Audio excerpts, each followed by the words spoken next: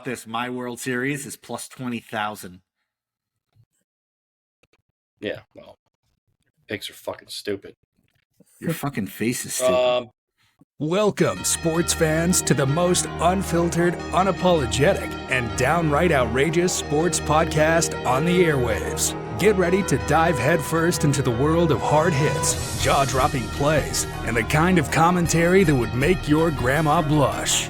So grab your jerseys, crack open a cold one, and join the Fired Up family, where the passion for sports meets the unpredictability of live radio. This is Fired Up Sports Radio. And now your hosts, Joe, Billy, and Jeff. What's up, everybody? It is March 26th. Baseball is upon us, and welcome to Fired Up Sports Radio, brought to you by DirecTV. Gentlemen, I'm back. What did I miss? A lot.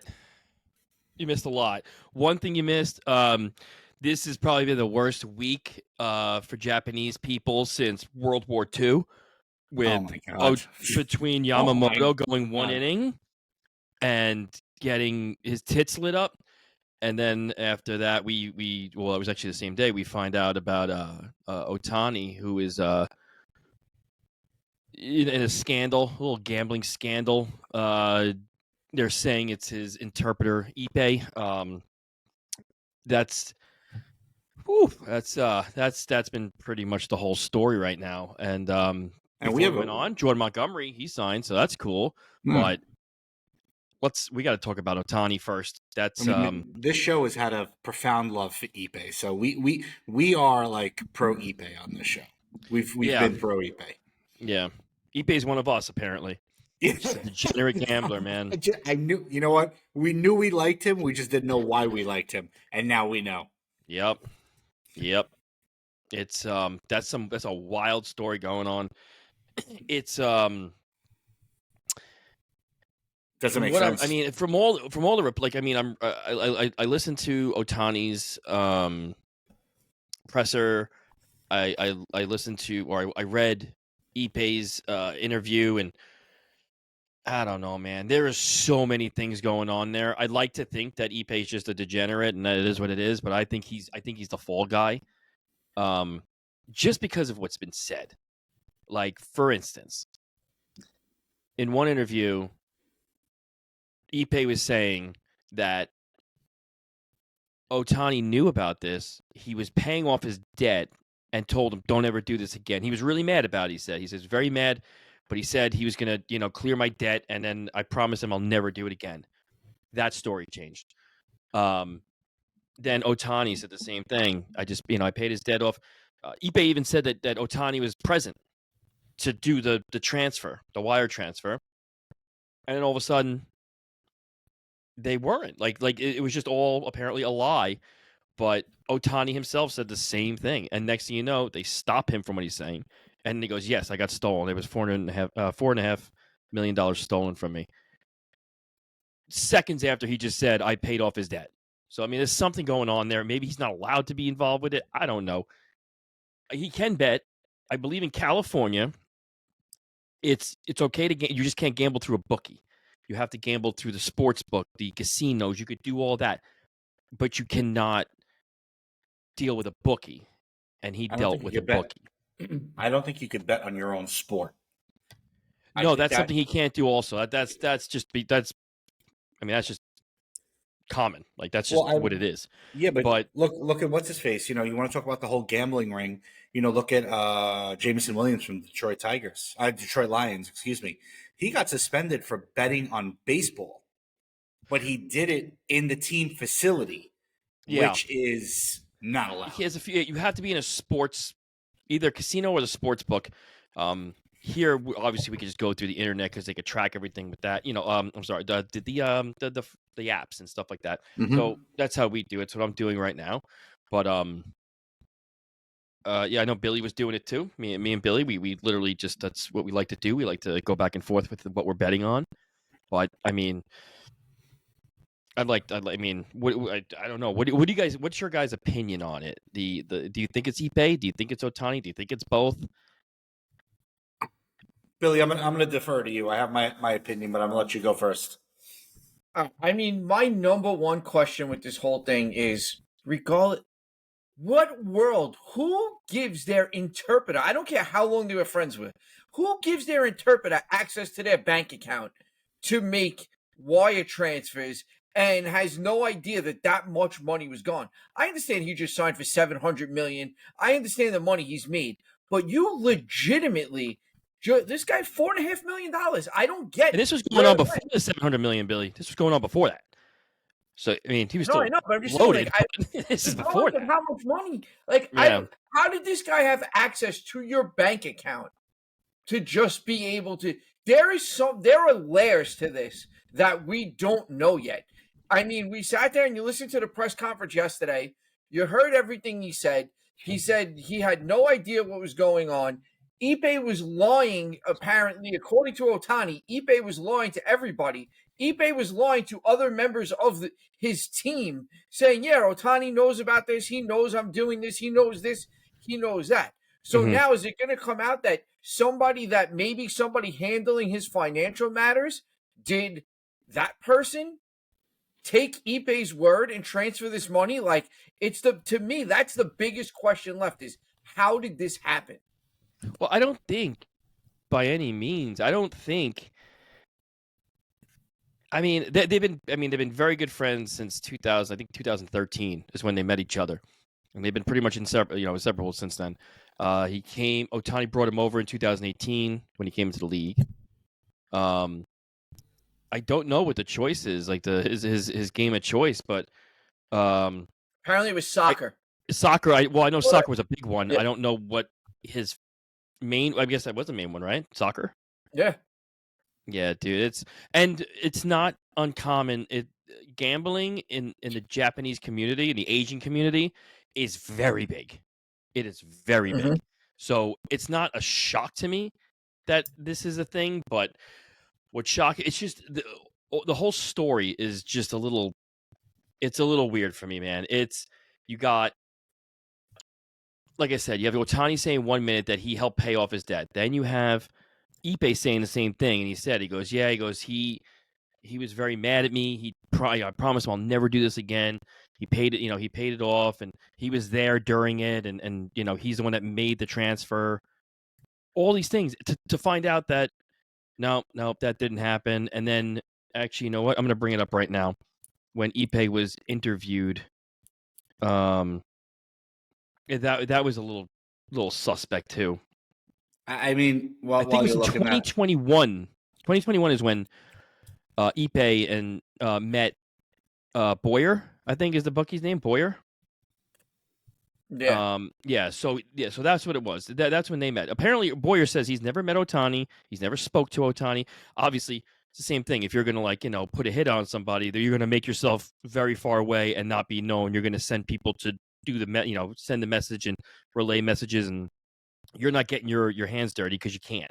So obviously, he's never met Ohtani. That's not really breaking news, but so. Where is it here? We got. I mean, Jeff, while you're looking at that, go ahead. It's the old expression, when it walks like a duck, talks like a duck, usually is a duck. Pete Rose said it best. Man, I wish I had, in the 70s and 80s, I wish I had an interpreter. I'd be in the Hall of Fame right now. Pete Rotani. This right now reeks of cover-up job. I think that the MLB cannot afford to lose a player of the magnitude of Ohtani. Okay, and they're not going to lose a cash cow.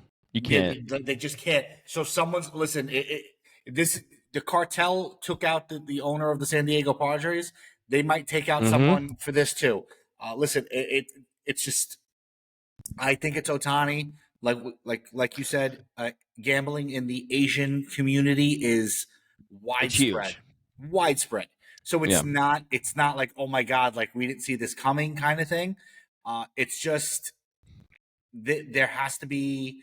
At what point does it stop? Because listen, you have currently right now like 4 different gambling investigations going on across multiple sports. You got the kid Yeah. from the Toronto Raptors. You got the Ohtani one. You got, I'm going to assume, at least 2 in the soccer world. Like, at what point does this like they have to regulate it somehow, because it can't be, it can't be, I don't know. It's just, I don't know. It's got to get to the point where professional athletes are going to have to be banned from gambling. I mean, that's the only way you're going to prevent this. I mean, that's where you really need to go next.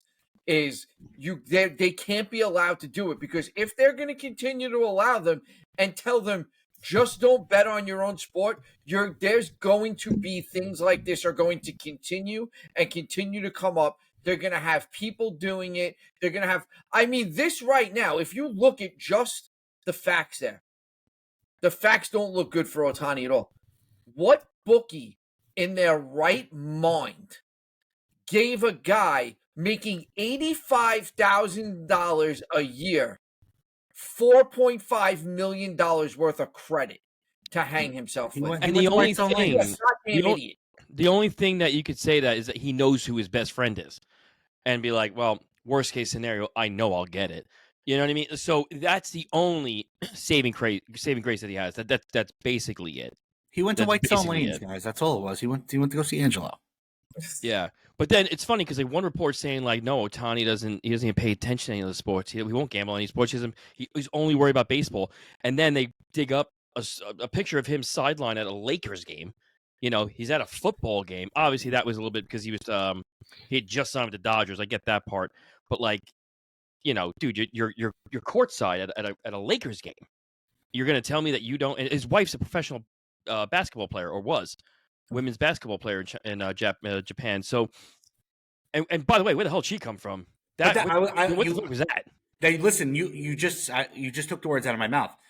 This is why it reeks of cover-up job. You're talking about Japanese Kelsey Swift, but still, listen, you're talking about a guy who hid the fact that he was married for this entire time until the games in South Korea. Okay, and it's like, but why this year? Like, why all of a sudden did she just pop up? Well, I guess because the games were there, and they were saying that she's kind of a big deal in the Asian community as well. Yeah, that's what I'm saying. It's like a Swift Kelsey situation in Japan. Yes. That's what they are. Yeah. So but my thing is that like, there is no friggin' way that he was that oblivious to everything, that he didn't know anything. Then all of a sudden it's like, oh, I contacted my lawyers and I this and I that.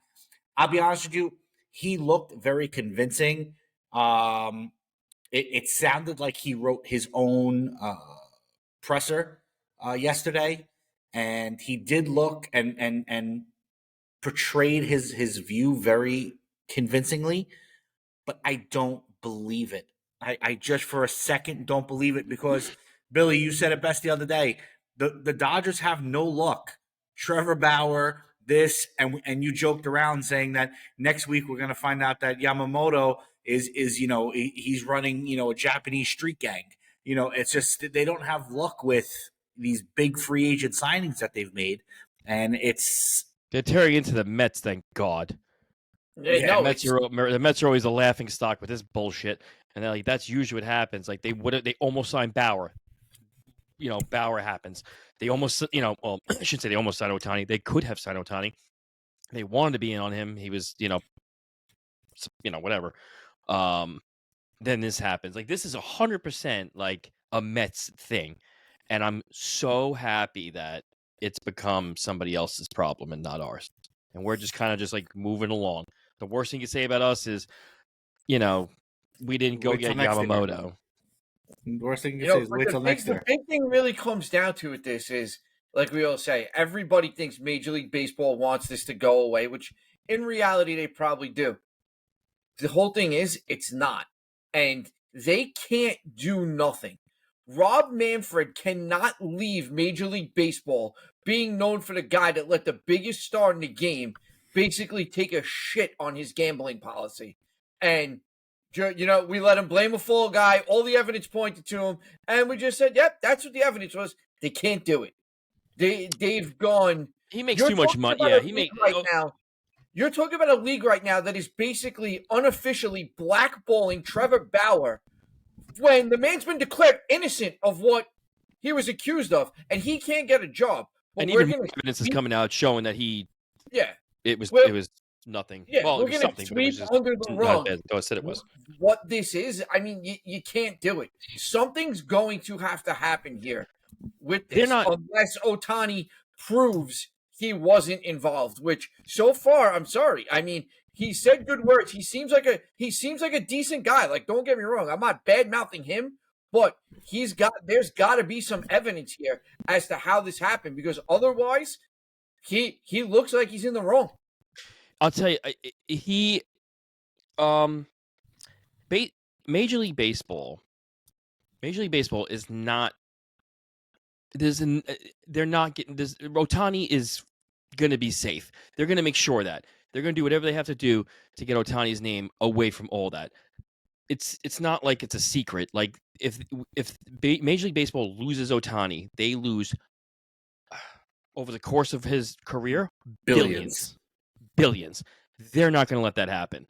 They're going to, whether they pay Ippei, whatever happens, I promise you, like, nothing will happen to Ohtani. He's going to get off scot-free. It's just going to be what it is. It's just going to be a, what they call it, a footnote in his career.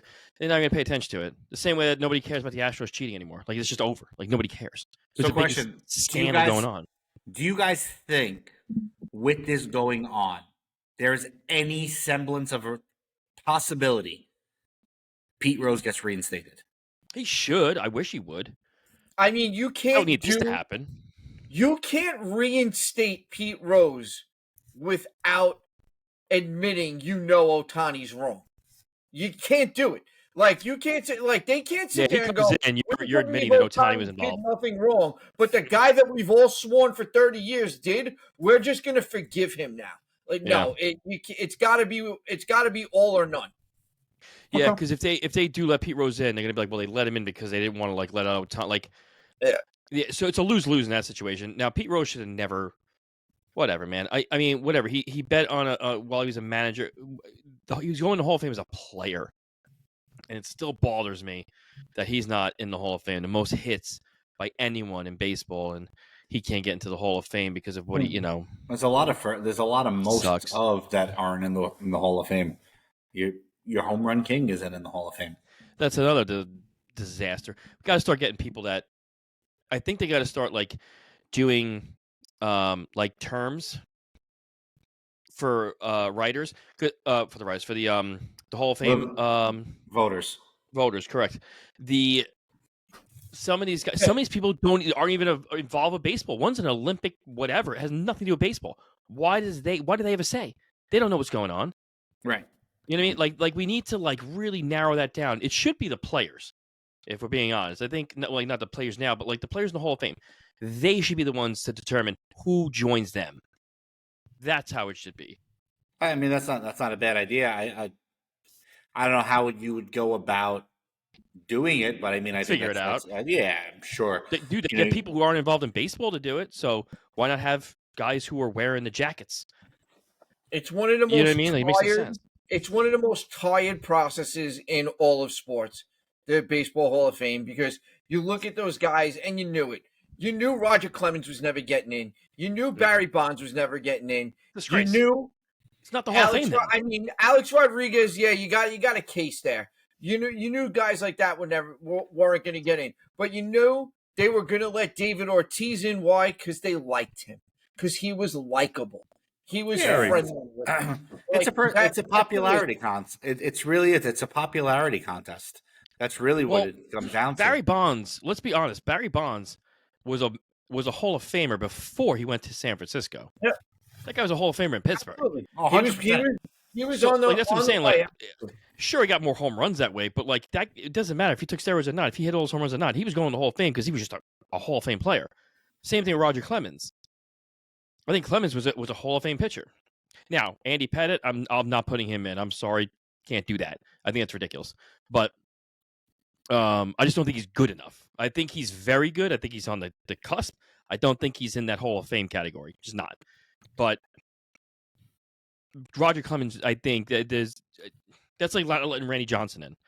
They were the two most dominant pitchers in that time, along with Pedro and Greg Maddux and stuff. But it's a disgrace that you can't get Bonds in there, you can't get McGuire in there, you can't get Sosa in there. McGuire and Sosa saved baseball because of that shit. Yeah. Absolutely. If it wasn't for that, baseball might. I mean, I'm not going to say it'd be dead, but it would be along the lines of like hockey. Like where some people watch it, but some people don't. The chase for And 60 you know was what, though, big. Jeff? Mhm. I'll agree with you with what you said. Like, you know what? I don't think Pettit was good enough to get in. And if that's how somebody feels, that's fine. I can live with that. But leaving them out because of what you think they may or may not have done, no, that's complete bullshit. If you think their numbers warrant it, they should be in there. I'm sorry. Yeah. Barry Bonds, regardless of what you want to think, Barry Bonds was never found guilty, never suspended, Yep. and never. Barry Bonds was found guilty of obstruction of justice, I think it was, at the time, through that whole Balco shit. Yeah. That's all it was. He was never suspended by Major League Baseball. He never violated a policy. And that's why the people running baseball should have more of a say in the Hall of Fame. Because you know what? They should take a look at it and go, that was on us. We let this happen. So we can't penalize people for taking advantage of what we allowed. We were the governing body. Like, you let kids nowadays walk around schools with cell phones. Now, if a kid gets caught on a math test using the calculator on the goddamn cell phone, whose fault is it? It's the fault of the teacher that let the kids sit with the cell phones on their desk, just as much as the fault of the kid for using it. Yeah, You that's know, true. there's accountability there. Well, And that's the problem. Is Major League Baseball has taken no accountability for what they allowed to happen and what they did. And, you know, everybody forgets for years. We heard the stories from back in the 80s when there were candy bowls of greenies in the clubhouse. And it all just, you know, they've never taken any responsibility for that. They just look at it and go and let these bunch of tired old hacks that write for friggin' things that people don't even read anymore. They're the ones that carry all the power, and they're the ones in control of baseball's Hall of Fame, and it's complete bullshit. I mean, it's across the board. Most, if you really look at it, none of these organizations really give a fuck about their old players. How many NFL players are going down with CTE? And it's not like they're like, oh, okay, it's part of the game. They got hit, you know. I mean, they're trying to change a few rules, and I think you know, obviously today's the baseball episode, but whatever. Yeah. Well, yeah, it is a baseball episode. And speaking of cheaters, we might as well just get started with the AL East with the biggest cheaters there, Mr. Steroids themselves. But I'm pretty excited about this year in that division because I think that division is going to be solid. I think it's going to be basically a race to 100 wins, really. Whoever gets 100 wins or 98 wins, I think is going to take it. I don't know. How do you guys feel about the Yankees in their division? I think they're the third. You guys are Yankee fans. I think they're the third best team in the division currently.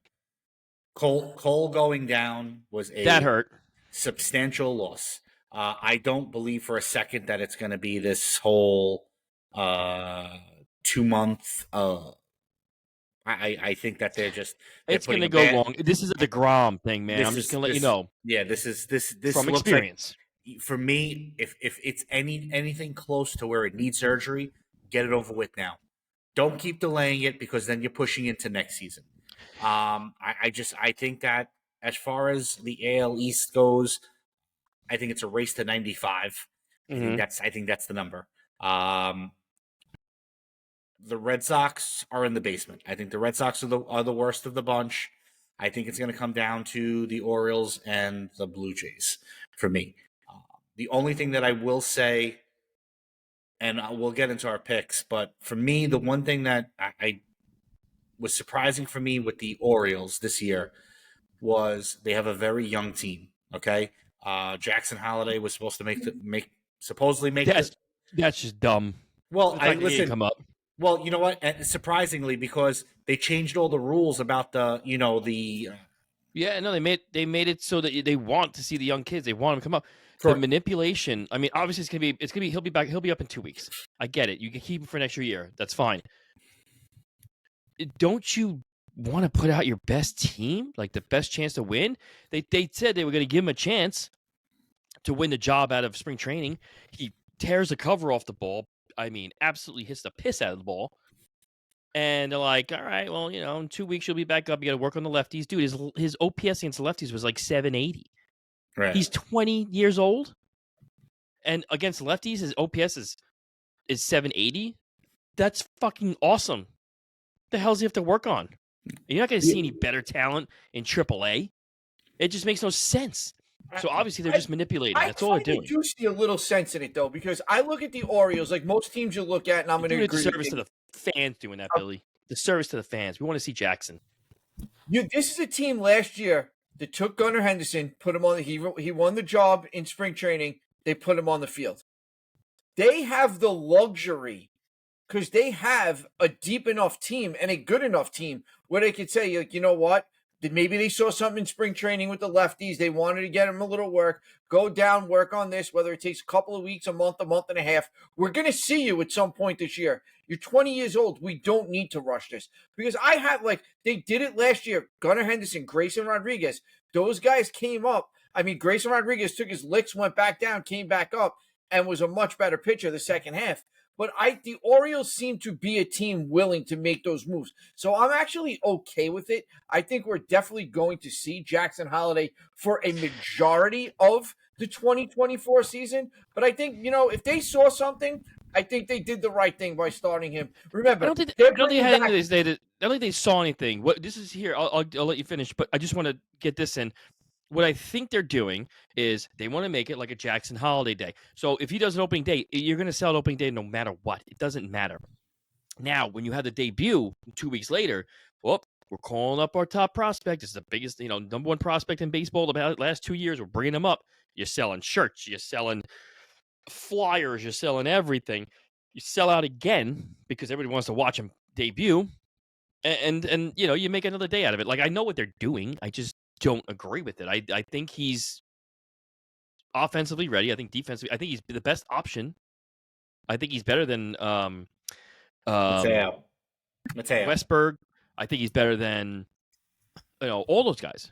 I mean, the only person he might not be better than right now is probably Gunnar Henderson because he has a little bit of time in him. But I think he gave you the best option, the best team to win. I think he was part of that, and I just think that they're holding on to the extra year because I don't think who knows what's going to happen with the new owner. But they're not normally a team. Like, they're going to have these guys for 4 years, 5 years, and then they're gone. But they're not going to really resign them. Changed though, and that's not the rule anymore. If he comes up in 2 weeks, 3 weeks, a month, and finishes first or second in the Rookie of the Year, he gets that year of eligibility. And if he comes up and he's what they say, but you're taking a chance on that. If he doesn't, you want to. Yeah, I mean, I think it's a no-brainer that he's going to finish. And if he comes up and he is 3/4 of what they say he's supposed to be, he's going to be first or second in the AL Rookie of the Year. Yeah, maybe. But again, you're taking a chance on that. Because eventually, some of these guys figure it out year 2, year 3. Then you only have 2 good years of him before he's gone. So, they're manipulating it no matter how you look at it. They're just being careful about it. Well, that's just really what it is. Not to cut you off, you did mention. But whatever. I mean, it is what it is. I mean, that's their organization, not mine. I don't give a shit. But I just think it hurts us fans that want to see it. They want to see the debut of these guys. No, I get it. But you did mention a new owner. We do want to send out our condolences to the family of Peter Angelos. Listen, couldn't care less. Listen, that's not okay. One day you're going to want someone to send out the condolences to your family for you. Yeah, it's never going to happen. They don't care. Whatever. But with the death of Peter, all I want, just Billy, make sure that this happens because I know Joe will forget and slack. If it happens with me, just in the background of everything, I just want a black and white photo of me, with the years of my me being alive. That's it. Thanks, Billy. We'll give you the 10 bell WWE 10 bell salute. I need 10 bells. Don't even need 10 bells. Don't even need it. I don't want a video montage. I want a video montage. Video montage, yeah. Okay. I'll think of a song. It'll be a good song too. Yeah. Christina will narrate it. Yeah. Yeah, she'll laugh halfway through it. But yeah. But yeah, with the death of Peter Angelos, we joked around about it about a month ago when they did the selling of the team. It now is official because that deal was contingent on the livelihood of Peter Angelo, so the new owners now do take effect. But let's run it down. So, Jeff, AL East, guys, or this goes to both of you. Let's start with this: the basement. Who's in the basement? I got to go with the Red Sox. I mean, for a team that started the offseason, bringing in a new GM, bringing in and saying, we're going to go all in, like, we're going to improve this team, we're going to do a lot. They really did nothing. Their major offseason signing was Lucas Giolito, who's not even going to pitch in 2024. So, I mean, they don't have, especially in that division, they don't have the pitching to do this. Yeah, I mean, Jeff, basement wise, who do you got? Well, the worst of the bunch is probably going to be the Red Sox. They're not even trying. Mr. Henry over there, he doesn't care. His money and everything went to some soccer team, soccer franchise. I don't think he cares, John Henry, about I think he owns Manchester United, doesn't he? Yeah, whatever it is. He has no interest whatsoever with the Red Sox, and he showed it. He could have got Montgomery. He could have made the team better. He doesn't care. So, being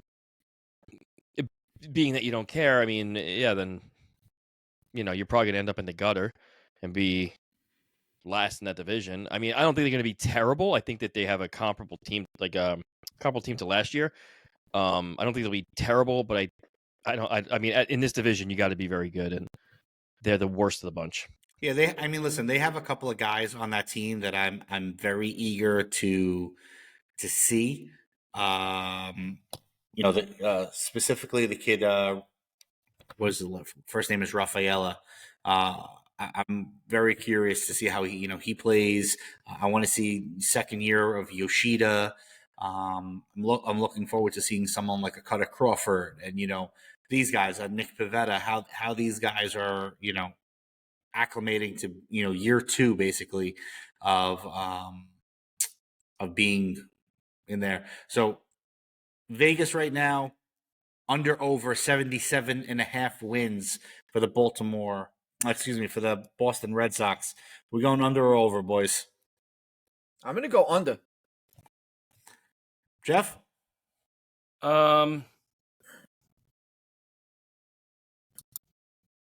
Yeah, under. Under? Yes, yeah, sir. I think under is what makes most sense. All right, let's get into it. All right, Billy, fourth place. Tampa. Are we going through the whole fucking thing like that? We'll speed it up during certain divisions. Sorry, Billy. It's a dangerous thing to say this about Tampa because we know they always find a way. But I think I just look at it and go, this is going to be one of those years where the three teams ahead of them are flat out more talented than them, and it's got to eventually count for something. Tampa is the masters of pulling things out of nowhere and just say, oh my God, this works. But, no McClanahan, Shane Baz is going to come back at some point, probably not even throw 100 innings because the guy hasn't pitched in 2 years. So you're not going to get a full season out of him. Tyler Glasnow is now with the Dodgers. I mean, they've gotten rid of just too much talent there, and I think it catches up to them this season. Yeah, I mean, I think for the most part, I think we're all going to be the same on the bottom two. I think the top three is where we're all going to differ a little bit. I mean, again, they have these kids that you definitely want to see. Like a couple names I'm intrigued to see from the fantasy perspective of it. Does Isaac Paredes double up on his big year last year? I'm really want to see how Junior Camarano comes up. Supposedly he's going to be like the next shortstop and make everybody forget about the 16-year-old lover from the DR. So it's just like, oops, I got so excited I knocked my headphones off. I think my mic's gonna be off for a bit. I don't know. It's a little weird. My sound might be off. I don't know. I hear you. I hit a wire. No, I'm sure you can hear me. I just don't know if it's the same hearing or not. I hit a wire and Yeah. So it popped up and let me know that you're gonna record elsewhere, but it's fine. We're good. yeah. The show goes on. We don't stop here. All right. Let's run through the rest of this division. Jeff, who's your top three? My top. I'm gonna go Orioles, Yankees, Toronto. Billy? That's basically how I think it's gonna go. Same thing. Orioles, Yankees, Toronto. That's how I had it. See, I'm the only one. I guess I'll be the different one here. I got Toronto As winning the usually division. Yep, I got Toronto winning the division. The only reason why I'm going to say is this. Everyone keeps picking Toronto and they keep doing nothing. No, and I get it. Every year it's the same thing. But this year they did something Dodgers, that Yankees, they have. World Series, never. No, so I like Toronto. I have Baltimore second, Yankees third. I would have taken the Orioles. The one thing to me that the Orioles didn't do, they did not bring in on the offensive side a veteran presence. That is a very, very, very young team. They do not have any veterans on that team. I mean, Santander, but Austin Hayes, they're young, but they're I would consider them. They got the same lineup that won 101 games last year. I don't think they need veterans. There is no glaring hole on that team to turn around and go, oh, you know what? J.D. Martinez would have fit great. He would have. He would have. He would have. I mean, he would have. Listen, so hold on. Billy, Mountcastle, okay. Ryan O'Hearn, okay. Those are two spots right there. Santander, solid. Cedric Mullins didn't have a great night. Playing first base. Who's playing for it? JD Martinez is going to go play first base now? He hasn't held the glove in probably 8 years. No, but I would have brought in someone else. I would have brought in, Ryan O'Hearn. Listen, here we go. Let's just see what it is. Ryan O'Hearn last year hit 289 with 14 home runs.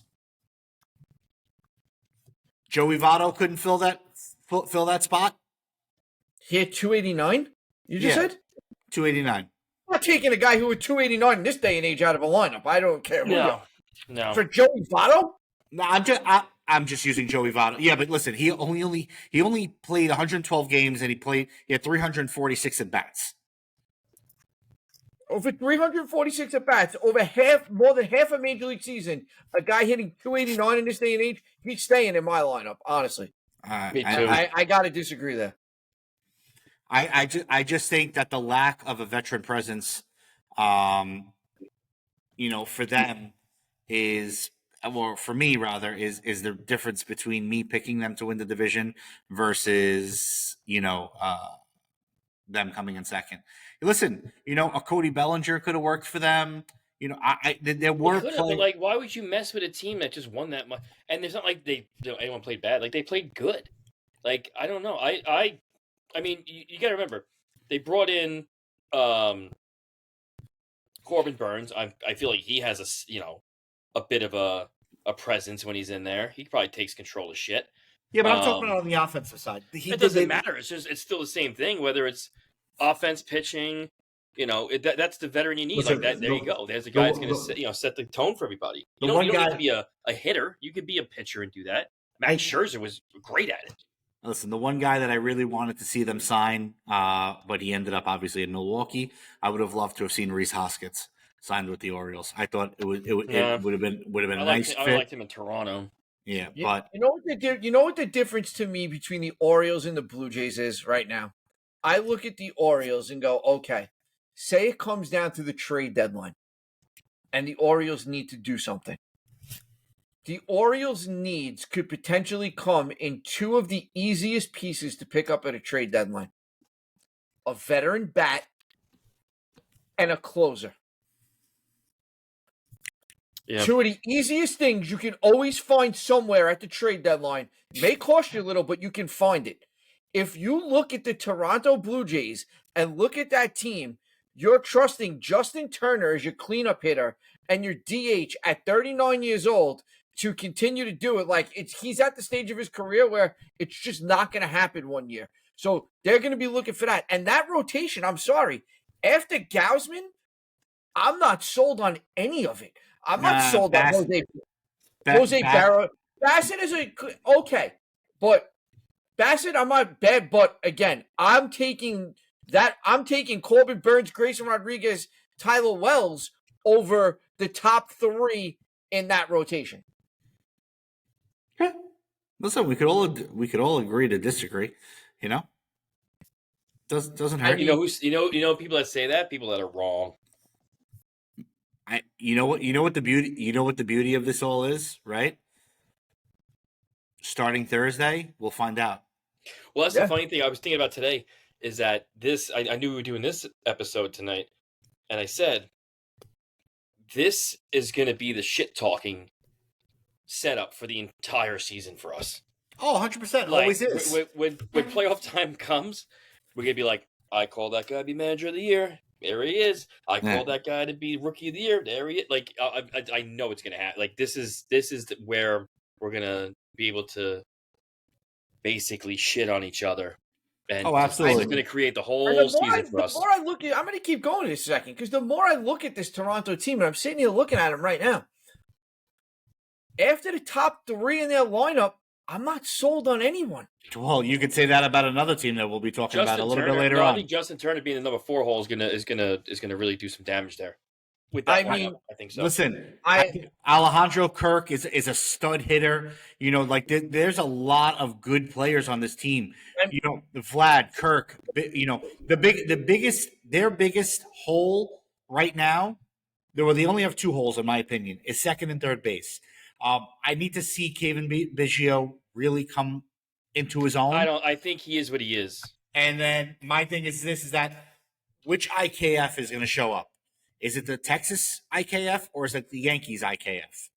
That's really what it's going to come down to. You're going to get a good glove at third base from IKF. You're not going to get much of a bat. And the problem is they've now cemented the 8 and 9 holes in their lineup with the exact same thing because Kevin Kiermaier is IKF in center field. You're going to get a great glove. You're not getting a bat. Right. So, that's what and now they've got Davis Schneider and probably Biggio are probably going to switch on and off at second base, and neither one of them is really hit either. So the bottom of that lineup is not all that. And you're dealing with Jordan Romano right now is dealing with arm trouble too in the bullpen. There could potentially be a lot of holes on that team to fill. Listen, I get it. Starting Thursday, we'll find out. Yep. My pick is Toronto. Let's get into one of the least fun divisions in baseball, the AL Central. Gentlemen, who do you guys got coming out of the AL Central? Oh, by the way, real quick before we do that, our other partner, Ippei, who could not make it tonight. Love Ippei. Good old Ray made it. So he said that his pick for the AL East is the Baltimore Orioles. Smart. Wow. So my wife just sent me all of the new food that's available at Yankee Stadium. Yeah, I just saw it for City Field. Holy crap. Both of them. City Field. Did you see who opened the burger stand in City Field? Oh, man. Who? The original Man vs. Food. Yep. Oh, did he? Adam Richmond, yeah. Adam Richmond? Nice. Yeah. All right, let's get into the AL Central. Jeff, who do you got winning the AL Central? Who did I have? The Twins? I think I had the Twins. Yes, you had the Twins. Yeah, so the Twins. Yeah. Billy? It was a toss-up. It was between them and the Guardians. I was back and forth. But it's the Twins. Not that I think that they're any better. I just think that they're the best of the worst, really, because that's a pretty shitty division, I think. I'm going with the Guardians because you know what? I really think those young pitchers, Logan Allen Taylor, Gavin Williams, those guys, if Bieber comes back, those guys got a lot of valuable innings last year, took some licks. I think they're going to be a better team this year. They've still got Emmanuel Clase, the probably best reliever in the American League, if not all of baseball, closing games for them.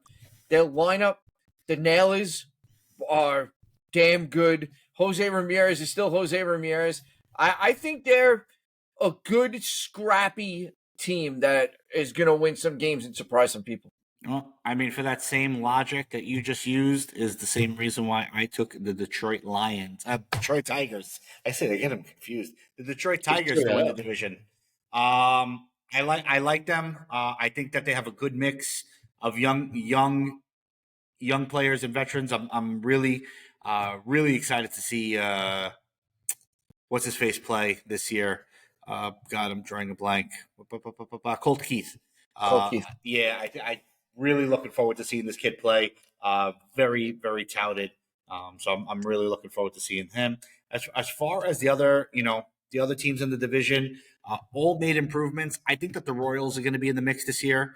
I'd like to see if Cole Reagans comes back to repeat his second half performance last year.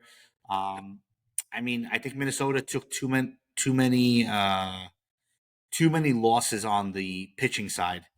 Losing Kentameda, losing Sonny Gray, losing Javier Lopez in the bullpen. I think that I felt that they lost too many players on the pitching side to remain Absolutely. competitive. I like the Guardians. The only thing with the Guardians that scares me is that they have a lot of players that are a little bit older, and I could see being shipped out of town because that's kind of like the Guardian way. So like I can see like a Shane Bieber being shipped out of town. I could see like those segment of players being traded come the deadline, and that's the only reason why I stated, because it was between the Tigers and the Guardians for me. See, I don't think if they're competitive, they're going to do that. I mean, we've been talking Bieber trade rumors for 2 years. I think if they're competitive and they're in the hunt, I think they're going to keep them and they're going to add to it and they're going to do what they have to. If they fall off, yeah, you could see guys like that go. Minnesota, I'm in lockstep with you on that one. I just feel it's kind of like the Rays. There's going to be a time where you just lose too much, and when you don't replace it, it's going to catch up to you. We watched them all off season. They were one of the teams I waited to see them make a move. I waited, are they going to trade Max Kepler? Are they going to trade Kirilloff? They have an abundance of corner outfielders, and they just never. You figure losing all this pitching, they're going to make a trade. They're going to try to trade for a pitcher. They're going to try to do something. No, they just haven't. Yeah. I mean, the everyone seems to be very high on Louis Varland, who's pegged to be like their number 4 starter.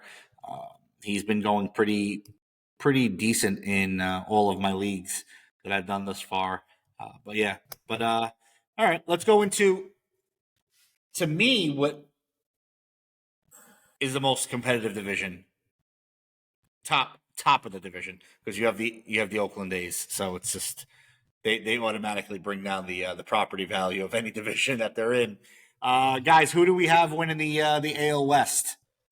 Billy, I'm going to start with you this time.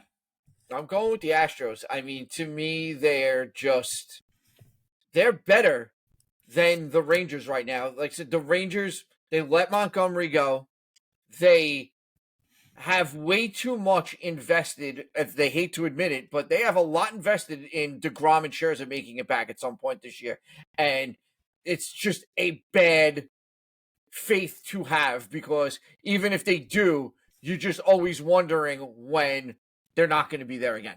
Like, they're there till they're not, type of thing. Their bullpen, I mean, I like Leclerc. In front of Leclerc, it could be a little shaky to me. That offense is great. I cannot say a bad thing about it. Wyatt Langford looks like they put Brian Urlacher in the outfield, but a hell of a lot faster. The kid has the size, the speed, the look of a professional baseball player. It's crazy. Drafted last year.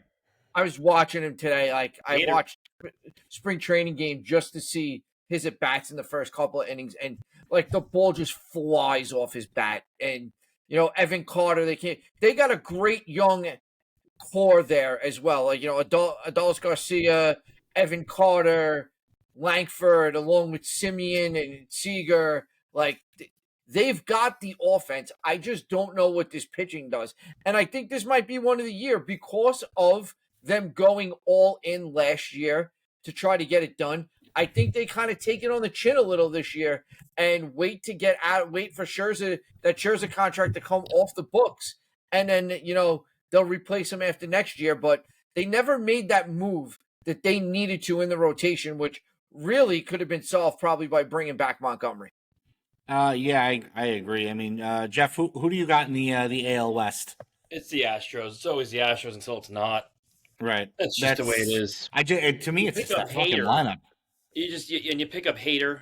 It's just, I mean, their rotation's going to be a little beat up, in the beginning, but once those guys start getting going, man, it's just I'm gonna pick them every year until they don't win.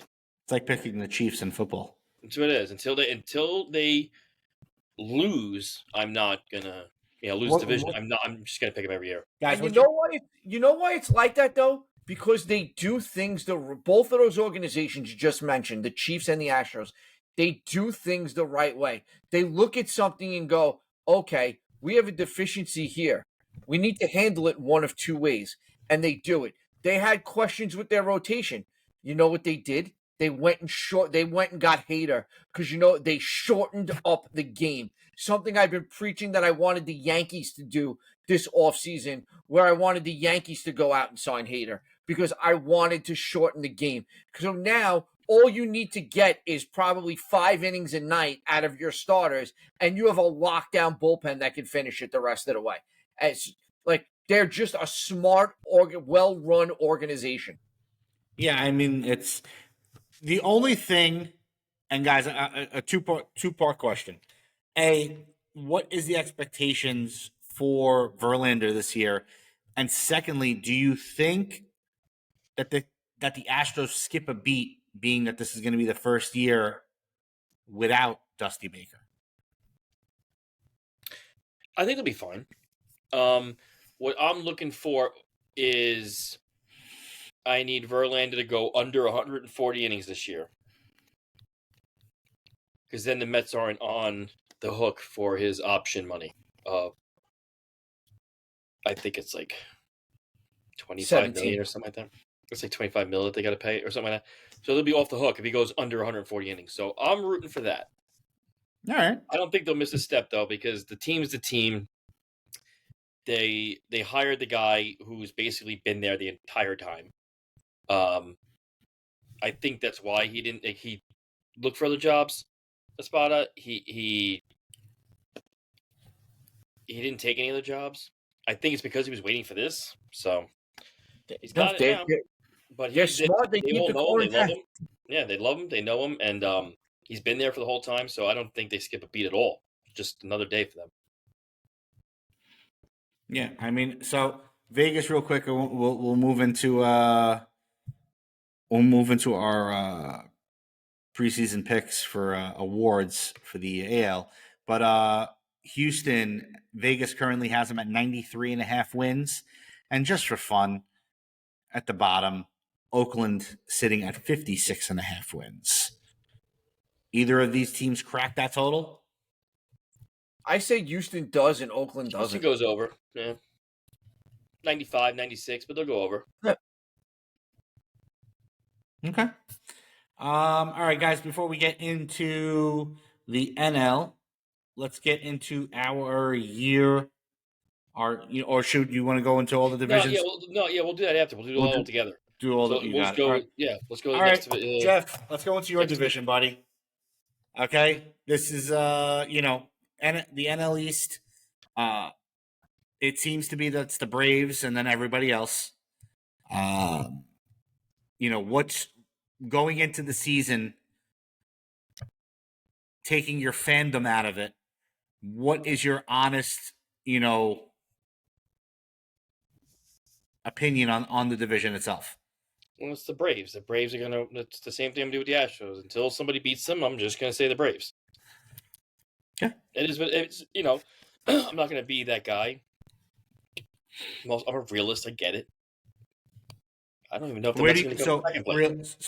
So realistically speaking, what place do you think that the Mets actually finish in? I think they can peak at second. I think they'll wind up in third. Okay.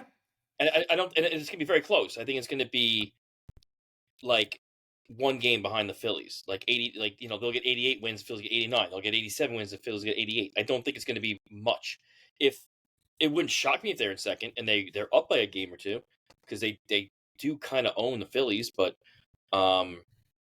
yeah. I mean, I'm a realist. I'm not dumb. But I get it. I mean, getting JD Martinez, I felt was a fantastic move. I'm just curious what took so long. The price needed to come down, and now this is what I like about JD Martinez is he. Did you hear what he said about like the San Fran why he didn't go there? No.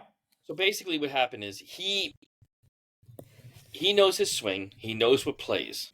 He said that ballpark in San Francisco is not for me. He looked at both of them. That's how he decided. That's why he took less money. But that's how he decided to go with the Mets because he knows his swing and he goes, that ballpark will be better for me because you got to think he's only got a 1-year deal. He still wants to play after this year. So you got to go to a team in a ballpark that's going to suit you. That's what it is. Makes sense. I mean, smart financial decision. Mm-hmm. Always got to make smart move, and I like it. For $12 million too, and I think most of it's getting deferred to like 2030 something. 2034, I believe. Yeah, he's getting $4.5 million this year. So I mean that helps them also. It's just it was such a great move, man. I was waiting for it. I knew it was going to happen. I just didn't know when it was going to happen. But it was a good move. It makes that lineup more legit. It's what the Mets have to worry about this year is their starting rotation. Senga will come back. Senga will hopefully be good. But there are a bunch of ifs. Like Severino looks fantastic right now. Fantastic. I knew it was going to happen. I knew it was going to fucking happen. So we're going to bank on him. Then you also have Sean Manaea, who's also looked pretty good. His fastball was, 88. Now he's at 93, 94. Tyler McGill, we'll see what we get with him. And then you have Adrian Hauser, who, I mean, whatever, he's a 4th or 5th guy. It is what it is. I think we're going to get the young guys coming up this year. This is a bunch of stuff with the Mets. I'm not going to get too crazy into it because there is a Mets pod that we're starting called Wait Till Next Year. I think we're going to start recording tomorrow night so we can get all the takes on that. It's myself and Mike Martell. So Billy, I believe, is going to help us produce a little bit. Yeah, so we'll get into all that stuff, but with the Mets. But I want to kind of move it along and don't want to get too much into it because I could talk forever about it. But we know it's the Braves division. Yeah, I mean it's yeah. I was gonna say something and I just lost. A side note: I am dying for overtime right now in this Milwaukee Lakers game. Dying for it right now. 0.8 seconds, we're tied up, and I believe the Lakers have the ball. Well, really quick, before we get into the next division, first off, happy MLB TV Day to you boys. And happy birthday to my father, my dad. Happy birthday. Happy birthday, Dad. Yes, to Mr. Scarola. Yeah. Just a reminder that Fired Up Sports Radio is brought to you by DirecTV. DirecTV carries the most out-of-network games this MLB season. Make sure you sign up at directtv.com. Link will be in our bio and attached to all of the episodes of today's and further, coming shows. Billy, I'm assuming Braves, right? Is that, was this? I'm going Braves. You kidding me, fucking Billy? Oh, come on, man. Braves, Phillies, Mets. And to me, the Mets, I'm going to say, can be a wild card team. But what the Mets are going to need to do, Jeff touched on it a little, I'm going to say what I feel. When that top of the rotation starting pitcher goes on the trade market, they have to pounce. Because if say Cleveland falls out and they make Bieber available, you got to jump. Mm-hmm. Because you can't sit there and wait for prices. If you're in and you're going there, you need to make the move because there's not going to be that with the expanded wild card and everything. There's not that many teams that are out anymore, and there's not that many of those pitchers that are going to be available. So if you really are competing and you're doing well on the year, you got to take the leap of faith and not think twice about it. And they got the prospects for him too. They can get anyone they want. They have the prospects. Yeah, I mean, I think honestly the one thing that's playing in the favor of the Mets, okay, and Jeff, write this down. I'm going to say something nice about the Mets. Okay. Is the lack of expectation this year. Yeah, I agree with that. And I no think expectation. I think this is where they I think there's no expectations on this Mets team. Everybody looks at from the outside looking in. It doesn't look as to be like a prototypical Mets squad, specifically on the rotation and pitching side.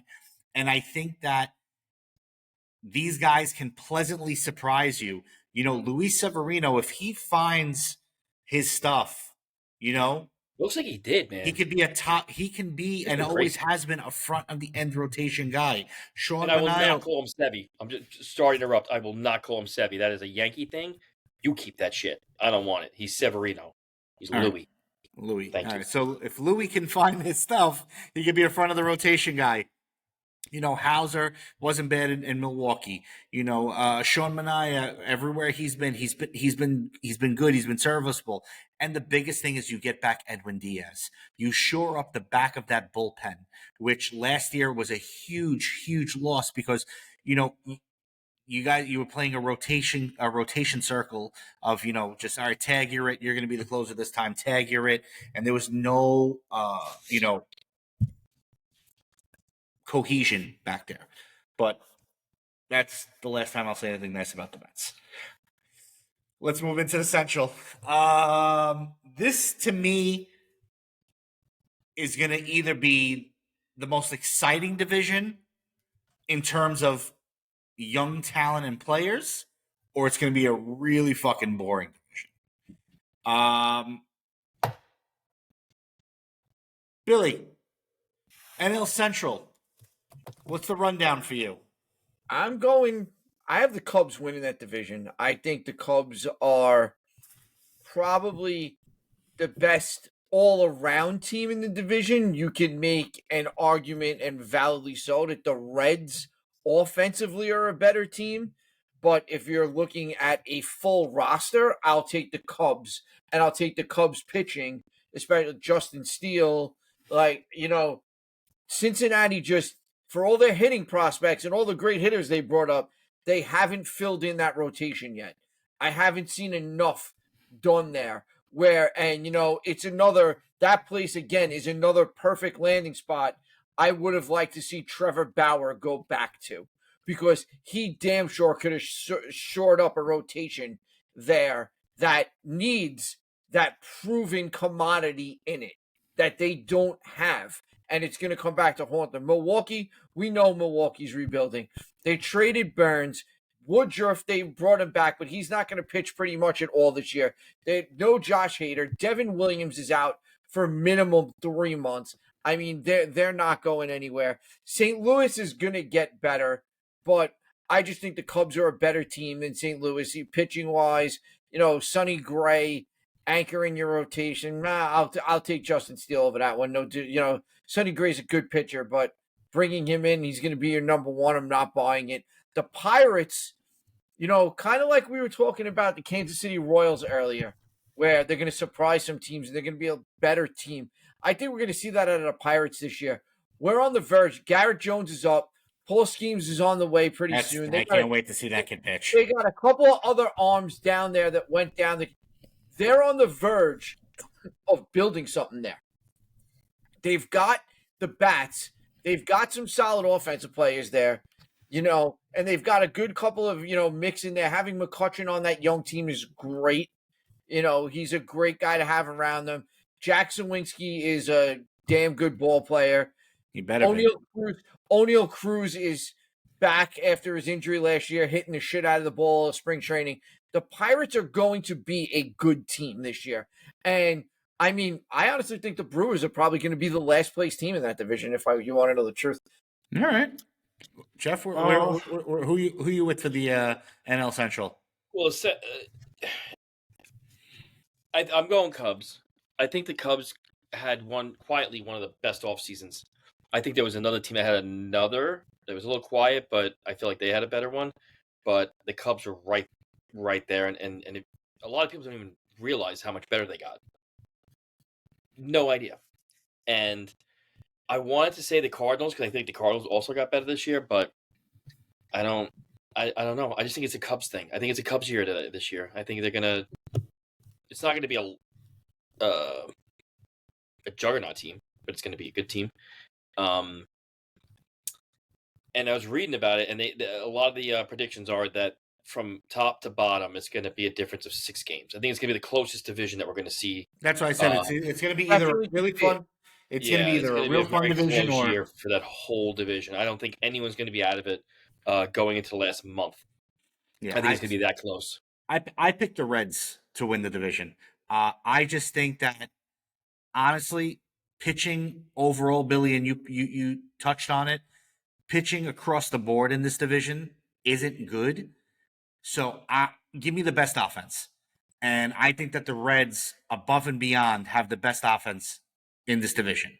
I just, I'm curious to see what Ellie De La Cruz comes back to do. I know they took a little bit of a hit with McLean. They, supposedly he's got some shoulder issues. So who knows if he's going to miss an extended amount of time or whatnot. But I took the Reds to win this division. But yeah, let's last one. NL West. I'm gonna get it out of the way. I am not taking the Dodgers to win this division. Just not going to do it. I don't know why you do this every fucking year, man. I know. I try and just be that guy. No. Hold on, Jeff. And you just you want to be like, you see what happened? See? No. I have legitimate statistical backing to my thought. All right. Well, let's hear it. I'm taking the San Francisco Giants. I think that was a team I said I think had the best offseason. Okay. I think right before the Cubs. I think the San Francisco Giants made all the right moves. I think their pitching rotation stacks up better because you got to remember there's no Ohtani in the pitching rotation for the Dodgers this year. I think that for the first half of the year, I do think Yamamoto is going to struggle that first half. I think it's going to be the second half of the season where you're going to really see him pick it up. I don't really put too much onus onto what happened last week in Seoul. I just think the Dodgers. I think it was more nerves. Yeah, pitching in front of his home area, whatever. Racist. Whatever. He had people there. So listen, I think the Giants adding Snell was a great move. Robbie Ray, adding Soler, adding Chapman, Marco Luciano comes back, Yastrzemski comes back. They have a solid squad. And it's always that team that they're a scrappy squad. For some reason, I just don't see the Dodgers perform. Listen, Billy, you said it earlier today, on the show about the Blue Jays. After their top 3, there's not really much there. You can say the same thing about the Dodgers lineup. Once you get past Betts, Freeman, and Ohtani, you don't know what you're getting out of Max Muncy. You don't know what you're getting out of Gavin Lux. Hayward, he's year to year. Will Smith is a solid hitting catcher. James Outman, you don't know what you're getting out of him. There's a lot of maybes on that team. Their rotation after Glasnow is all up in the air. I think that this team got all the pomp and circumstance because of the Ohtani signing, but I truly do not believe that they are the best team in this division. And I think it's the San Francisco Giants. I'll let you go, Billy. I'll let you just light them up. I'm going to point out the fact that he just made an entire argument for the San Francisco Giants and left out their best signing of the offseason, Jung-Hoo Lee. I mean, if you've watched any of spring training, this guy is ready to go. he's going to be one of the best players in the NL West, if not all the NL for a while here. I He's mean, a fast guy too, no? yeah. Isn't he a fast dude? Wait, Yeah. he has a nickname too. What's his nickname? Can you look that up? I know it's something like with the wind or air or something. I don't know. And his dad was also a baseball player, and he was like the Grandson of the wind. grandson Yes, of Wind, Yeah. right? Grandson of the wind because because his his father is father son of the was wind. son of the Wind. Yep. I read that somewhere. There we go. I We think it was learn on something Twitter or every something day like that. But here at Fight of Sports Radio. That's it. that's I don't- fantastic. That And is you'll cool. see in a little bit that I did not forget about Holy, but that's besides the point. No, well, I'm talking about you went through all their signings and you didn't mention him. Yeah. And there's I so, mean, but there I'm was gonna so go. many. I'm going to go with the Dodgers to win this division. The difference I see between the Dodgers and the Blue Jays is the guys on the Dodgers have proved it. They've done it. The guys in Toronto haven't. Like, to me, the experience and the track record means something. And they've got the top four in that lineup is probably the best top four in baseball. I mean, that lineup is just Maybe ever. ridiculous to watch. I mean, and you have Glasnow, you have Yamamoto. I don't know what you're going to get out of Kershaw when he comes back, but you have these young arms in the back of that rotation that have filled in, and they're the Dodgers. The great thing about them is if they need a starting pitcher, like I said about the Mets before, the Mets can't hesitate this year to make the move because Joe's right. The Mets hesitated last year to replace Diaz, and they fucked themselves because of it. They can't. The Dodgers don't hesitate. If the Dodgers turn around and go, okay, it's June and we need a starter, and there's one out there, they're gonna go get him. They're gonna worry about the money and everything else later. They're gonna go get the player that they feel they need to win. So that's why I think they're there. But I think the Giants are going to be right behind them. You're right. I think there's going to be 3 playoff teams coming out of this division because to me, the Diamondbacks are going back to the postseason. I hate to tell you, they're not just going to be a one-and-done team. This is a damn good team that got better today, adding Montgomery. I think we're going to see the Dodgers win the division and 2 wild cards in the Giants and the Diamondbacks coming out of the NL West. By the way, Jeff, before you go, I forgot to update us on Ray's picks. So let's just run through those really quickly. So he went Orioles, Twins, Mariners in the AL. Oh, that's fancy. Braves, Cubs, Dodgers. Yeah, I'm sticking with him too. I'm going to go Dodgers as well.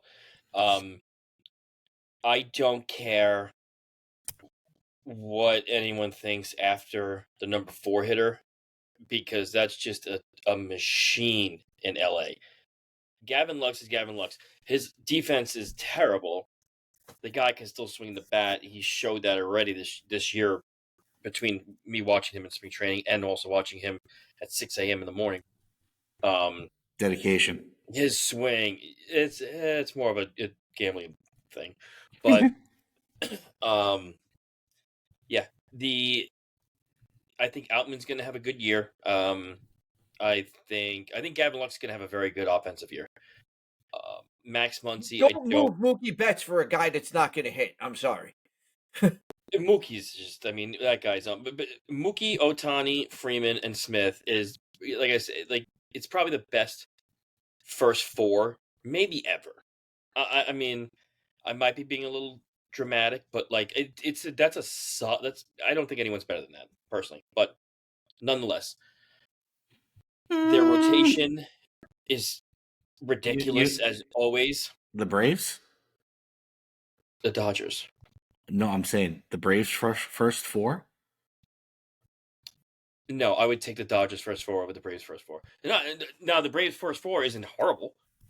They're a close second. It's no consolation prize, but I'm thinking to myself, I'm like, hold on, wait a second, because that's a fucking.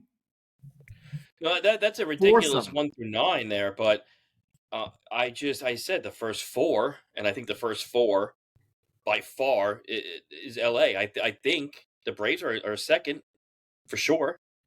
I was just curious because that's the team that popped in my head because when you said They're stacked 1 through 9. That's a completely different situation.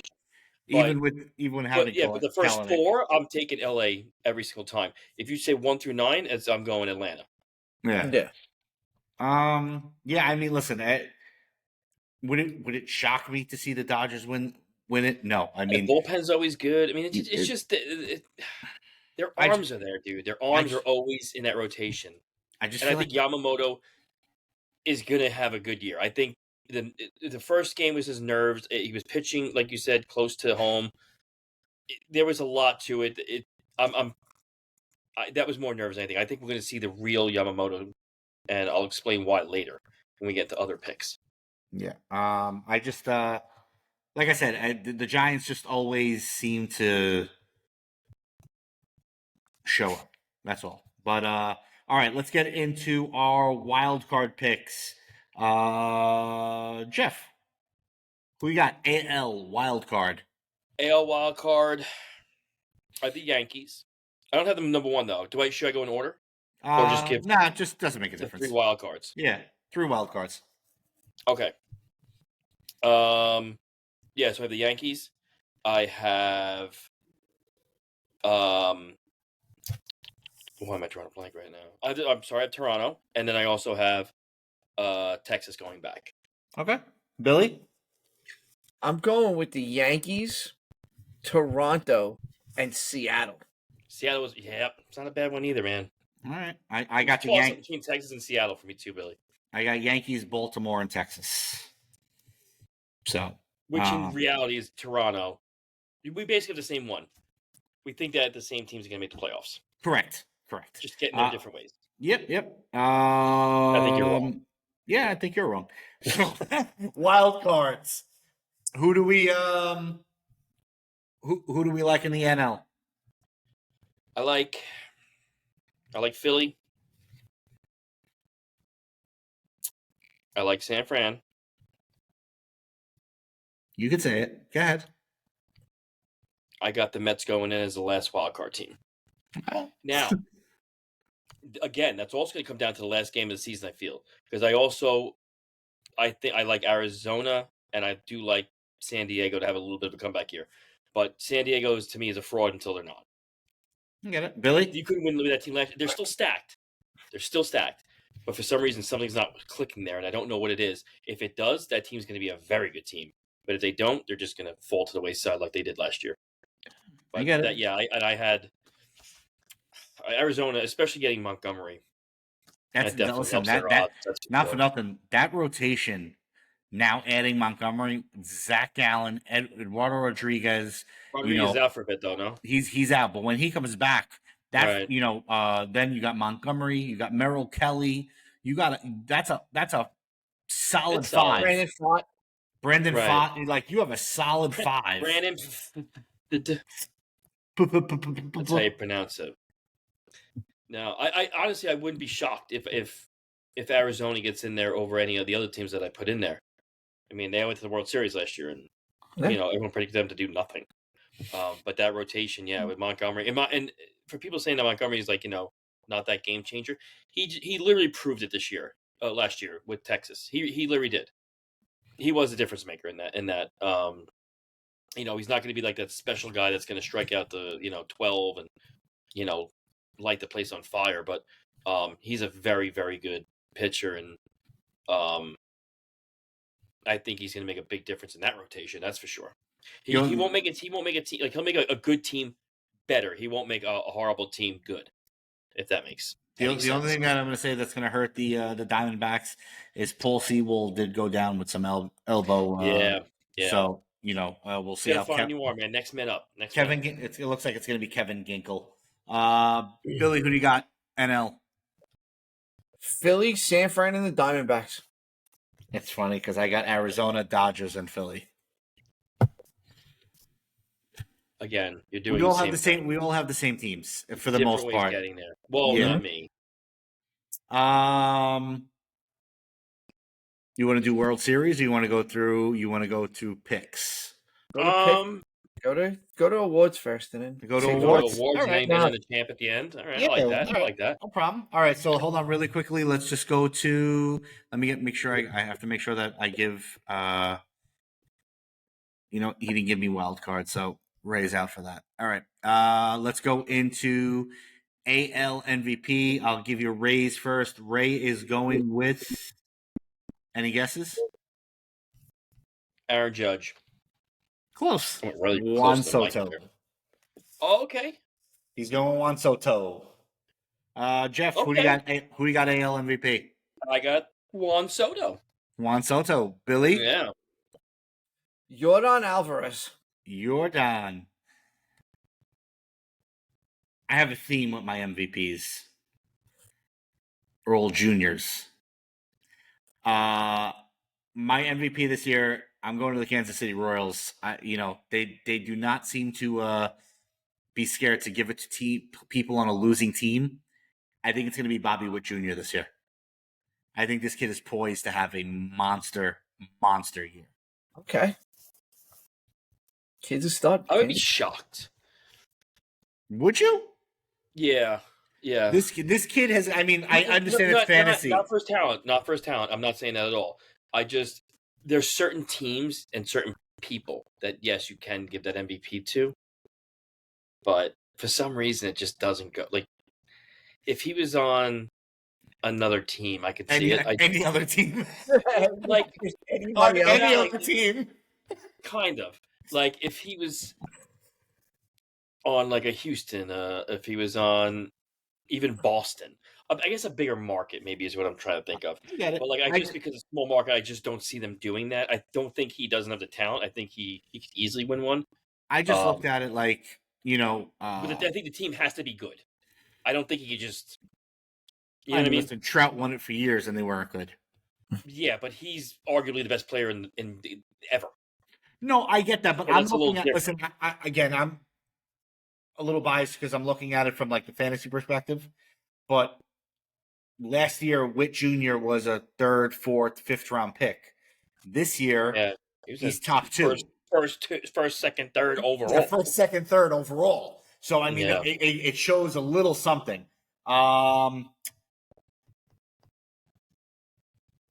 Cy Young. Okay, he gives you a little bit of everything. He gets you stolen bases. The guy is good defensively. He gets runs, RBIs. He hits bombs. He's a good player. He's not too shabby. Billy, who you got? AL Cy Young. Corbin Burns. Burns. All right. I mean, listen, you can't go wrong with Burns. New whatchamacallit. Do you think going from the NL Central to the AL East is going to have any effect on him at all? No, I think that guy is just like he's a workhorse. He just gets it, and he's just going to go out there and pitch with a good young team behind him. Yeah, I can't see it. I don't think it's a wrong pick. Jeff, who you got? I got Mr. Luis Castillo. Ooh, I think that guy. I think he started off a little slow last year, then kind of caught a groove, and then he just went all out. And I think he's been flirting with getting a Cy Young. I mean, he doesn't get like a second place there, but he's flirts with it, man. He's definitely that kind of pitcher that could just come out of nowhere and just have a season where he just lights it up. And I'm hoping it's this season, but yeah, I'm going to go with Louis. okay. Well, I'm going to take a picture from one of my division winners. I'm fully prepared for Jeff to assault me after I say the name. Taking Tariq Skubal. I think that he can amass a lot of wins on that team, and I think that Billy, you're making a face. I see the face. I'm kind of, you know Look what? at It's you. honestly a feat. I'm kind of intrigued. I look at it and I think the kid's He's got got like the good stuff. fourth best odds to Yeah, I mean, like he's not like a long shot by any means. A real Yeah, dark horse. yeah, but it's not again. If you're It's not a name that we all know. correct, if you're not if you're a casual baseball fan, Correct. you're not gonna who the fuck is Tariq Skubal and who does he play for? Yeah. I think the next award, I think we're going to be across the board. But Rookie of the Year, if I'm not mistaken, I believe we all. Hold on, let me give you Ray's picks. Excuse me, I apologize. Ray's pick for AL Cy Young. Man, there's a reason why you two had a show together, Jeff. I'm going to tell you. Oh, he picked it also, huh? He picked Castillo. Yeah. NL. You're smart. We know what we're talking about. Yeah. Well, yeah, sure. Well, when you hear his World Series pick, you may reserve judgment for that. All right. AL Rookie of the Year. I believe we're all across the board, if I'm not mistaken. I think it's Langford across the board, is it not? Yeah. I mean, Which means the kid has no chance. He's officially been given the mush. The kid still has no chance. He'll be back in AAA in no time. Yeah, the kid's blowing out his fucking back next week. All right, let's get to the NL. Jeff, it's your league. Almost said conference. It's your league. Who you got for MVP? I'm gonna go the multi-sport guy, Mookie Betts. He's that dude. I think is just poised to have just a killer year, especially like hitting right in front of Ohtani. And then he's gonna get driven in. This guy's gonna score 160 runs this year. It's gonna be disgusting. Just because of the other three bats behind him. Like he's gonna get driven in. If he gets on base, he's coming home. It's guaranteed. But he's gonna I think getting Ohtani hitting in front of him, I think that's gonna unlock a new just beast in Mookie. So well, your partner agrees with you again. And yep, so Ray goes with Mookie as well. Billy, who you got? NL MVP. Mookie Betts. I mean, we're probably looking at seriously the best athlete in baseball. Why do I always want to be the different one? Who do we know at his age, at his career, gets moved to shortstop? You don't see that. That doesn't happen. Yeah, but hold on, guys. I think we're putting too much on that. I think that was a move out of necessity. They didn't say anything. It was, but you still don't do it if you're not comfortable with it. If he's Mookie Betts, if he says no, he's not going to shortstop. I got but he's not going to say. He's not the kind of guy to say no. He's a team guy. He'll tell him, hey, I'll catch. It don't make a difference. He wasn't put there because of whatever. He was put there because of Gavin Lux's inability to field the position. It wasn't his inability to field it. It was the throws that was the problem. Which is part of fielding. No, I'm talking about it. Wasn't like it was he wasn't making but again, where do you have second either, man? It was scary. You have this guy though. You're a team that's poised to win a World Series. If you do not believe Mookie Betts could go out there and be the shortstop, you're not putting him there. They believe he could do this, and he's showing so far that it's amazing to see because it's not a position. Guys are moved off shortstop at that stage. They're not moved onto it. And mind you, on the best team in baseball, arguably. Exactly. Like that's like the craziest thing in the world. Like we're not talking. He's not moving to shortstop for the Brewers. Like he's like it's just going to be great to see. And like Jeff said, he could score 160 runs in that lineup. Who the hell knows? Well, my pick comes from someone that Jeff touched on a little bit earlier. Like I told you, I have a theme of juniors. I think it's a comeback year for Mr. Tatis. I think Fernando Tatis Jr. Puts up an MVP type season in that Philly lineup. I think that he is comfortable. What? Fernando Tatis. Oh. Did you just say the Philly lineup? He did. No, did I? You did. My brain, I have baby brain, guys. I just got a newborn. I have baby brain in the Padre lineup. Excuse me. I have baby brain. I haven't slept in weeks. Leave me alone.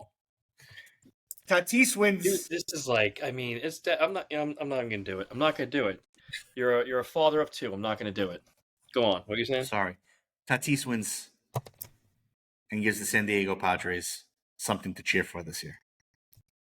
Okay. Now that I feel triggered and now what? Oh wow, really, Jeff? Jeff is now officially signed off. That's it. He's checked out of the. He's checked out. Oh, got it going, man. No, I got you. Good to go. NL Cy Young. Who do we got? We're gonna Spencer go. Strider.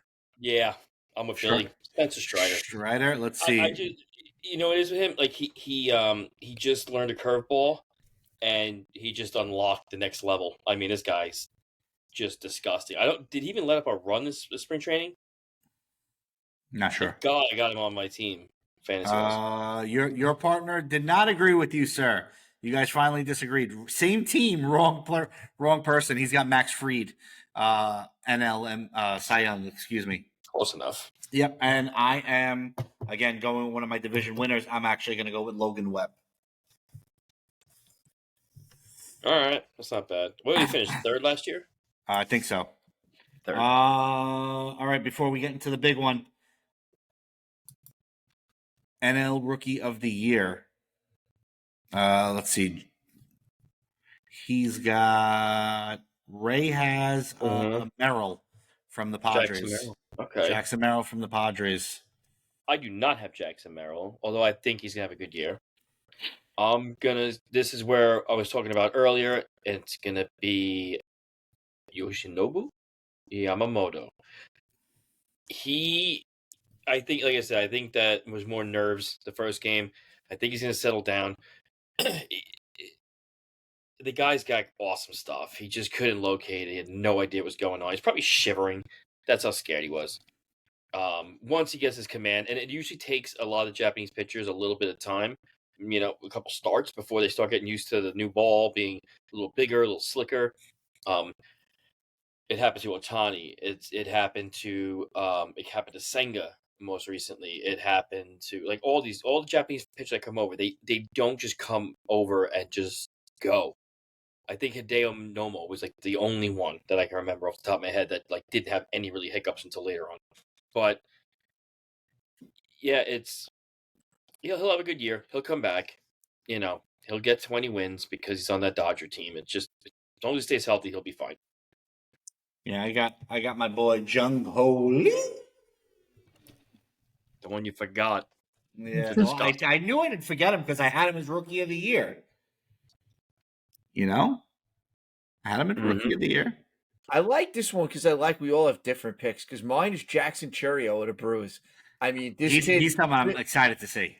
Yeah, we all looked at him in the right? offseason, the contract, wow, they gave him all that money before the season started, before he's ever played a major league game. The kid came in, ripped the cover off the ball, played a great spring training, and won the starting right field job. You did? Okay. Yeah, I was going to say, I could have sworn I heard. I wasn't 100%. I feel like this year more than most, you're seeing a lot of teams with the young kids in their lineups.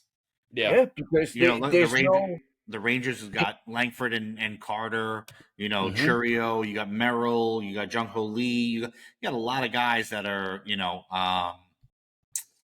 making their debuts or finally getting the break with the big league. All right. It's time, boys. It's time for the World Series picks. These are picks sure to go wrong. Make sure you fade every one of them because none of them will be right. I'm going to give you right ever. No, I'm going to give you Ray's first. Ray has the World Series with the Los Angeles Dodgers defeating the Seattle Mariners. He really likes the Mariners this year, huh? Yeah, I think Frankie might have made those picks for him. Jeff, who do you got in the World Series, buddy? And your winner? I have the young Baltimore Orioles beating the Atlanta Braves. Okay. It's going to go to Game 6. Oh, wow. Well, he's even giving us a game prediction. Now I don't know where that came from. Yeah, we're getting ballsy. That could mean something because it just popped into my head right now. That's it. So, he's seeing numbers. Now I gotta put money on it now. That's really annoying because it's just like a sign. I have to. Son of a bitch. Billy, he got the World Series, buddy. Jeff just completely stole my thunder on that one because I was putting my game prediction in there too, and I'm going with the Dodgers defeating the Orioles in 6. Okay, so we have the Orioles going together. Okay. Well, that makes 3 of us. Because I got my World Series is the Baltimore Orioles over the San Francisco Giants in 7. Are we Who wants to partake in a future of the Orioles going to the World Series? Let's see. What is it? Let me see. I'm signing in now. MLB. I've been in this thing all night, so I'm just getting to it. MLB World Series. Plus 1,400 right now. I have them at plus 1,000. And if I pick, let's see if I can do a Orioles, matchup. Where are you? Hang on. You know what's crazy is that you probably won't find it. What? They won't have all of the. They're not going to have all of the matchups. Hang on.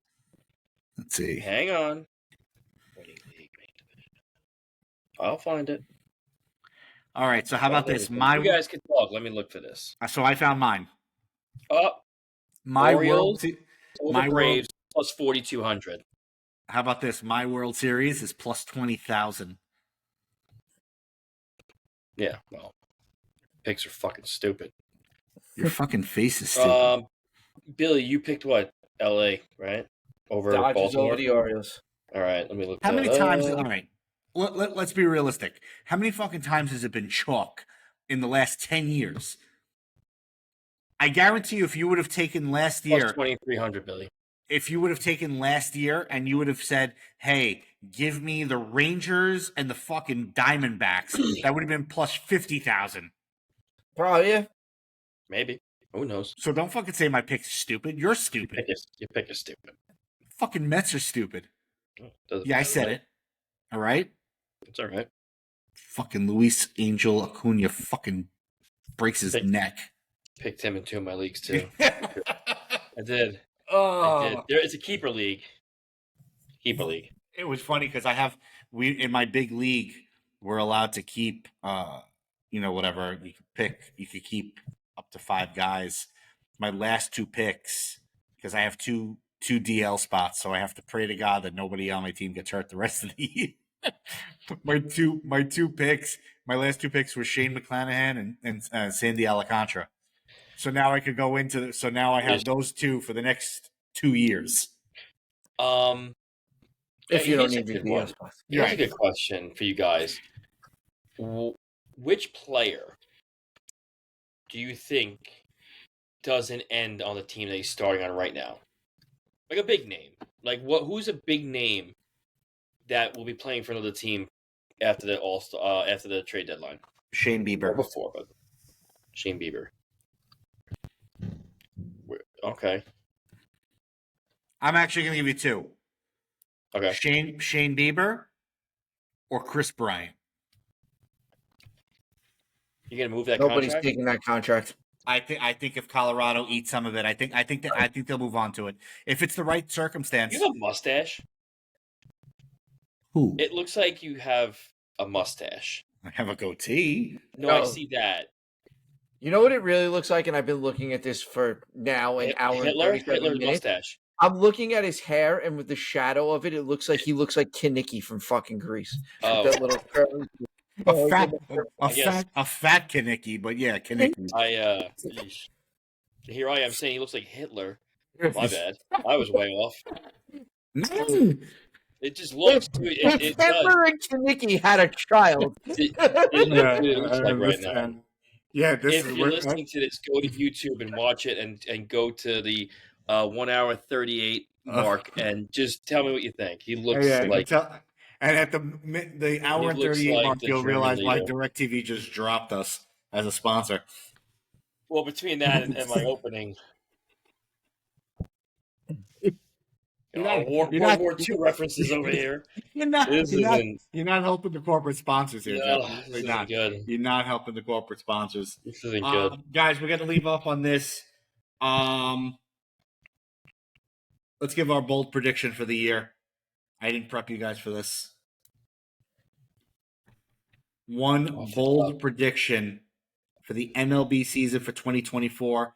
Yeah, I know it started last week, but I'm not counting those games. But starting Thursday, baseball is back. And while these guys are talking, just a reminder that Fired Up Sports Radio is, in fact, at least today, brought to you by DirecTV. DirecTV offers you the most out of network baseball games. Make sure to sign up for the new MLB package on DirecTV. Also, make sure to catch the all-new podcast brought to you by Fired Up Sports Radio. Wait till next year, hosted by our very own Jeff Scrolla and Michael Martell.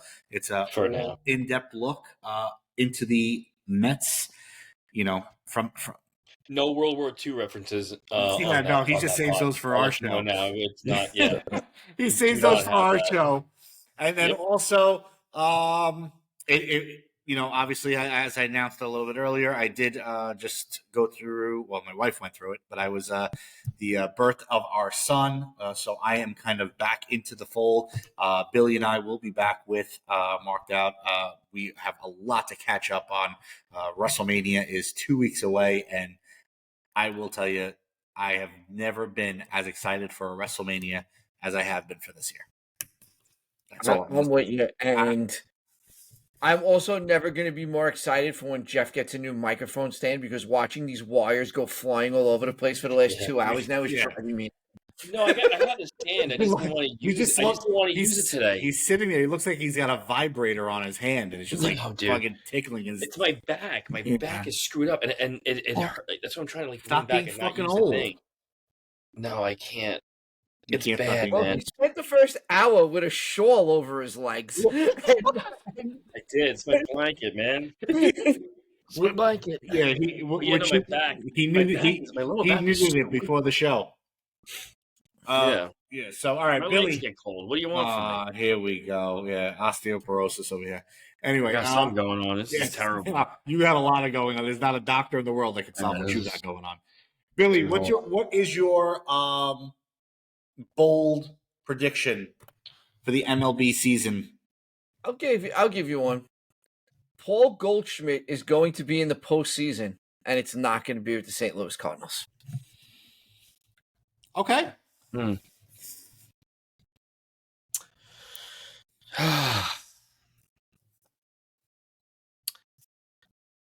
don't know, man. I've been thinking this entire time. Come back to me. Go say yours. You're not gonna be happy with mine. I don't care. I got to think of my own. All right. I have to change my answer to your question previous. I think the New York Mets pull a New York Yankees and trade Pete Alonso to the Chicago Cubs. But they re-signed him at the end of the season. So similar to how the Yankees did with Aroldis Chapman. And I think that, they do that. And I think you guys get back, who's the kid, the outfielder you guys sent over there? Crow Armstrong? Don't need him, though. We got a plethora of outfielders right now. I just think that, as a bold prediction, I think that the Mets trade Alonso midseason. There you go. That's a bold one. Yeah. Oh, man. This is annoying because I have so many things I could say, but I don't know what would. I'm trying to think of the one that can probably happen the most. I'm gonna say Shane Bieber's gonna be a Met before the season ends. I think that's what's gonna happen. So, okay. So I promise you this was not the case. So I just Googled 2024 bold predictions. Okay. 2024 MLB predictions for the 2024 season. Alonso to Cubs. It doesn't bother me though, because I don't think that's. No, I'm just saying that. I'm saying they're going to be in the mix. They're not just going to sell their best player. So they said. They're power hitter, I should say. So the Athletic. This is their. They have a couple, but this is who they say is this is their bold prediction. They're saying Toronto's John Schneider is going to be the first manager fired this season. And then they Okay. said the July 30th deadline is wild and crazy as first basemen dominate the news. The Mets trade Alonso to the Cubs. The Cardinals trade Paul Goldschmidt to the Astros, and the Blue There you go, Billy. Jays trade Vladimir Guerrero Jr. and his additional year of team control to the San Francisco Giants. That'd be pretty sick. It would help my case. I'd be better than 20,000 Yeah. to 1. That's true. That's Shit. true. Maybe I should put fucking $50 on that. 50 to win 10,000. Yep. I'm telling you, I My- think My bonus bold prediction: Ippei will be found guilty. yeah. Ohtani will be gone. Crazy. Yeah. Yeah. Guys, baseball season is upon us. We are diehard baseball fans. I cannot wait to get to the show every Tuesday night to go over all of the action. Yeah, I mean, we're going to start organizing a couple of watch parties locally, as well as some Yankees and Mets games for all of the locals. Please make sure to subscribe to all of our channels. Download the podcast wherever you get your podcasts. On YouTube, make sure to like and subscribe. Facebook, Instagram, Twitter, we got it all. Make sure to like and subscribe to Fired Up Sports Network. If you're interested in apparel, please reach out to Jeff at Fired Up Sports Or Network Billy. at It gmail.com, doesn't or matter. Billy, or me, or Ray, or Jesus, whoever. Doesn't make a difference. You can also email firedupsportsnetwork at gmail.com. Like I You can just also said, do that. But yeah, Yeah. DM us, whatever it is. Let whatever me it know. is. Just make sure to like and follow. We appreciate all of the love and support. I'm going to work on Obviously, some more merch this year, too. I got an Ohtani Ippei one, I think, brewed in my head. So I'll try and draw something up this week and see if we can get some merch going before the season. We'll try to promote that in See what Japan. I can do. All right, guys. It was a pleasure. I look forward to this episode. Thank you for holding out a week to get me into here. We look forward to being back next week. Once again, for everyone here, on behalf of DirecTV, Fired Up Sports Network, guys, we're out of here. See ya.